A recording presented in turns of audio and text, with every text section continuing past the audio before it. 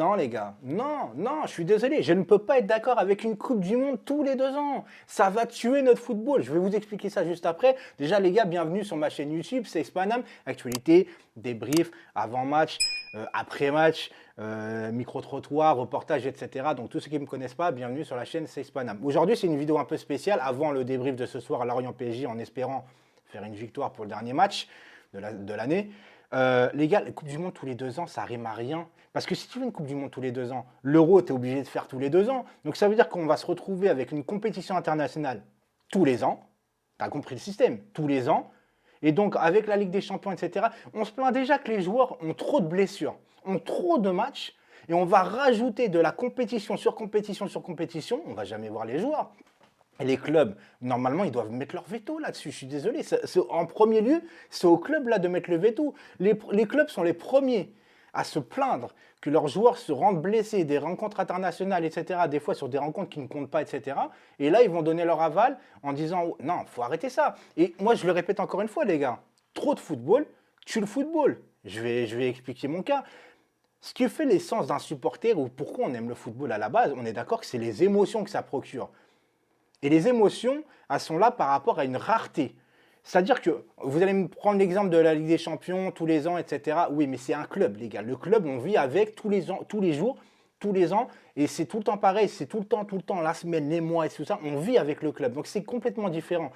Les pays, rencontres internationales, pardon, c'est sur un mois de compétition. Donc si tu réduis la rareté, il y aura moins de... Tu vois, il y a plus ce côté rare, moins de côté d'émotion. Et même, à part le côté business, parce que c'est ça que les dirigeants veulent. Eux, ils sont dans leur rôle, c'est sûr.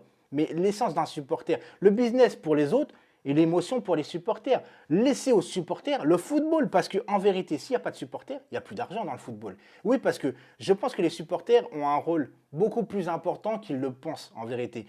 Alors certes, ils n'ont pas leur mot à dire, mais s'il n'y a plus de supporters dans les stades, s'il n'y a plus de supporters qui achètent les produits dérivés et qui regardent la télévision en prenant des chaînes payantes, etc., si les supporters, il n'y en a plus, mais il n'y a plus de gros salaires pour les joueurs, il n'y a plus de gros rentrées d'argent astronomiques pour les clubs, parce qu'il faut savoir que si les clubs payent énormément les joueurs, c'est parce qu'ils ont aussi beaucoup de rentrées d'argent derrière. Et tout ça, c'est qui? C'est les supporters, les gars. Donc si tu nous enlèves l'essence de l'émotion, de la rareté, moi je suis contre tout ça. Ça va être une vidéo rapide, les gars, tant pis, mais je suis contre une Coupe du Monde tous les 2 ans. Ça tue le football, encore une fois, je le répète. Avant, j'avais plus d'émotion dans le football parce qu'il y avait beaucoup moins de football. Alors je ne vais pas me plaindre qu'il y a du football tout le temps. Limite, tu allumes une chaîne, tu as le football tous les jours maintenant. Mais c'est plus comme avant, les gars. Alors peut-être que je vieillis aussi, alors peut-être que j'ai un peu plus de recul, etc. Mais moi, je trouve, les gars, que à force de rajouter des compétitions, il y a beaucoup plus en plus de blessures. On pense beaucoup plus trop aux stats qu'au football en lui-même. Moi, certains me disent que le football a évolué. Et ben moi, je te réponds que le football a changé, mais n'a pas évolué. Moi, je prenais beaucoup plus de plaisir avec des vrais numéros 10 à l'ancienne, Zidane, Roberto Baggio et j'en passe, que maintenant des ailiers faux pieds qui rentrent. En fait, tu vois, moi je suis dans une génération où je préfère la génération par exemple Ronaldo R9 et Zidane que Messi CR7. Alors que Messi CR7 c'est des monstres, monstres au niveau des stats, etc. Mais en fait, les joueurs, je pense que là c'est un sujet qui est complètement décalé par rapport à la Coupe du Monde, mais j'ai envie de m'exprimer un petit peu, tu vas pas m'en vouloir quand même. En vrai de vrai, j'ai envie de te dire que le football a régressé. Les joueurs en tant que tels, intrinsèquement, au niveau du niveau du talent du joueur lui-même, a augmenté. C'est-à-dire que maintenant, les joueurs sont beaucoup plus athlétiques, sont beaucoup plus forts, sont beaucoup plus performants.